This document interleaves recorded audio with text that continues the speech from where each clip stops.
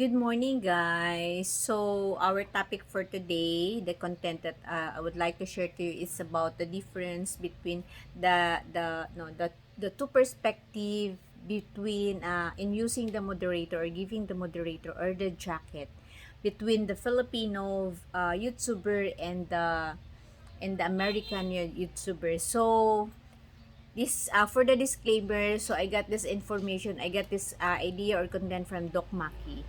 He is a friend also from YouTube, and I support him. I am one of his supporter. He's an American also, but been here in the Philippines, and he's a doctor.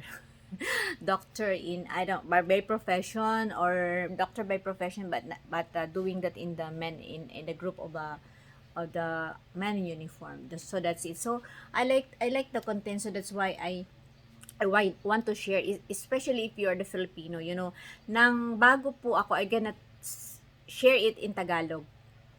Nung nag-enter po ako ng YouTube last July 2025, so syempre dahil bago ka sa YouTube, hindi mo alam kung ano yung mga YouTube terminologies or YouTube language ng mga tao. Pero ang una kong nasalihan ay ang channel ng isang Filipina. Okay?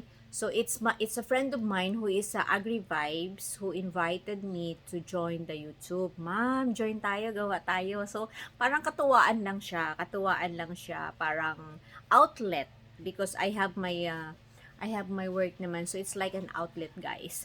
So nag-join kami. So being in the live stream, yung first time ko naka-join sa live stream ay may mga terminology sila like dikit. Dikit means, pag sinabi nating dikit, guys, ibig sabihin, you need to connect. You need to subscribe. Okay? So, connect, subscribe, doon sa nakapin. May mga nakapin yan siya eh. May pinipin sila na kailangan, na gusto nilang bigyan ng support. Doon sa mga YouTuber natin, meron silang mga sinusuportahan. So, pinipin nila yan once na very supportive din yon at laging nasa live stream nila. So, pinipin nila yon para makakuha din ng support sa mga viewers niya. So, yun. Connect, dikit, subscribe. Those are the words that na natutunan ko dito sa YouTube during my first week or first month of being being in the YouTube. So nung una kasi ay lang ako, support lang ako, nakikinig, nagko-comment, ganun lang.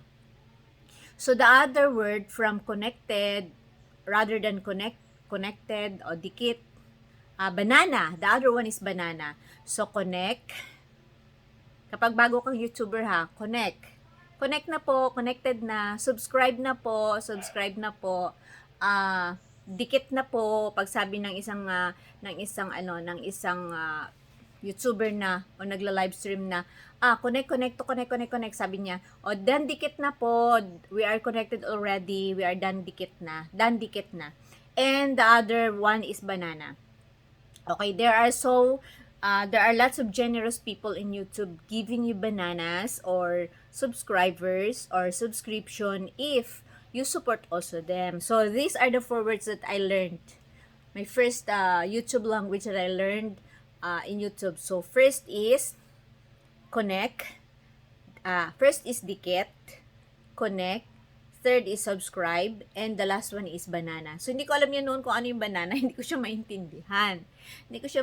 Kung ano yung banana na yon. So, binigyan nga ako eh. First time ko nag-join sa live stream, binigyan ako ng 100 banana.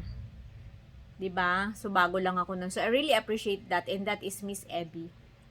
Yeah, Miss Abby. It's Agri Vibes who, nagdala sa akin doon. Sabi niya, try mo punta doon. So, it's Miss Abby. So, shout out Miss Abby.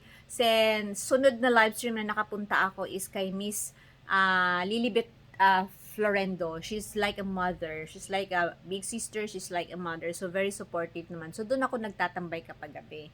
Yung mga first week ko na nandun ako, na nasa YouTube ako, nag-join ako ng live stream. So, doon po ako nagtatambay kay Tita or Ma'am Shi. I called her Ma'am Shi Lilibet. So, she's Ma'am Shi Florendo, Lilibet Florendo in her channel. So, very supportive siya sa mga newbies. Hindi kanya bibitawan.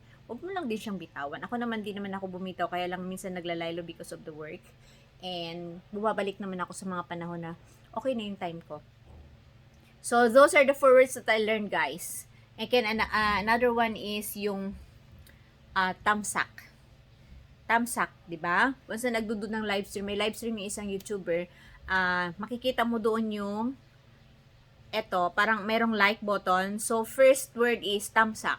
Kasi nga, mga Filipino sila. They are Filipino YouTuber. Doon ako unang nag-join. So, they are Filipino YouTuber. So, the first word that I learned, aside from doon sa mga connected na yun is, the second words, no, the fifth words that I learned is like, tamsak. Tamsak, hit the like button, tamsak, hit the like button, or, yeah, that's it. And, yan. Okay, yun ang mga words na natutunan ko. So, tamsak, correct. Hit the like button, tamsak, or hit the like button. Okay? Kapag gusto mong, kung gusto mong magbigay ng support dun sa YouTuber, diba, at nagustuhan mo yung content na dinidiscuss niya. So, tamsak and hit the like button. Okay? And then, ang sumunod po doon is, yung una is subscription.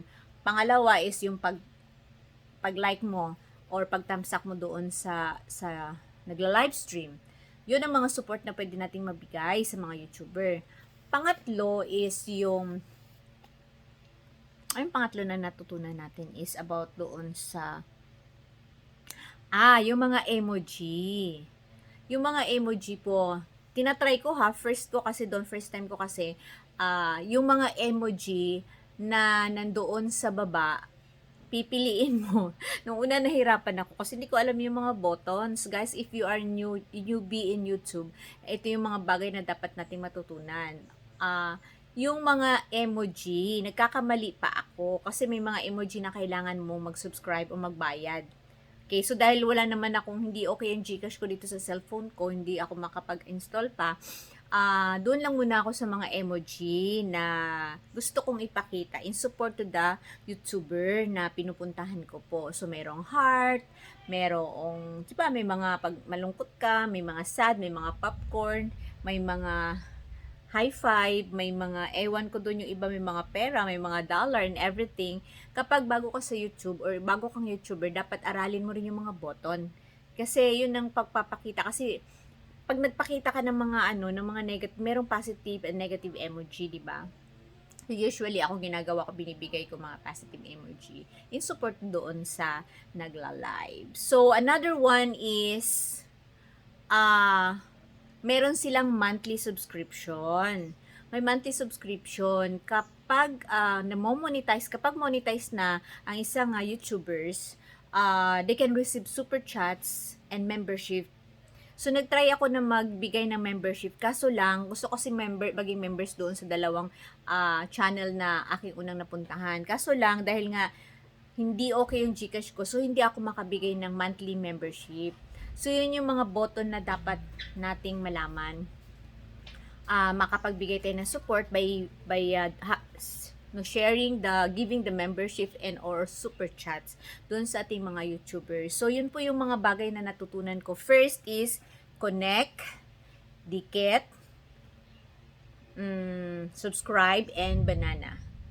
Okay? Kung gusto mong, if you want to connect to the YouTuber. Second is by hitting the like button here in the top screen, and they call that in Tagalog as tamsak. Tamsak.